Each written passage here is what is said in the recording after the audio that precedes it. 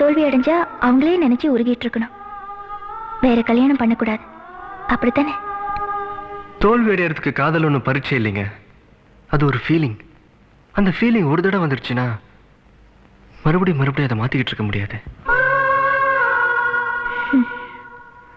Love failure ஆன எத்தனையோ பேர் வேற கல்யாணம் பண்ணிக்கிட்டு சந்தோஷமா இருக்கலையா?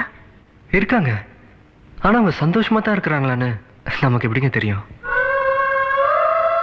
எங்க லவ் ஃபெயிலியரை வேற கல்யாணம் பண்ணிட்டு வாழ்ந்துட்டு இருக்காங்களே, அவங்க ஒவ்வொருத்தர் நெஞ்சையும் தொட்டு சொல்ல சொல்லுங்க பார்க்கலாம்.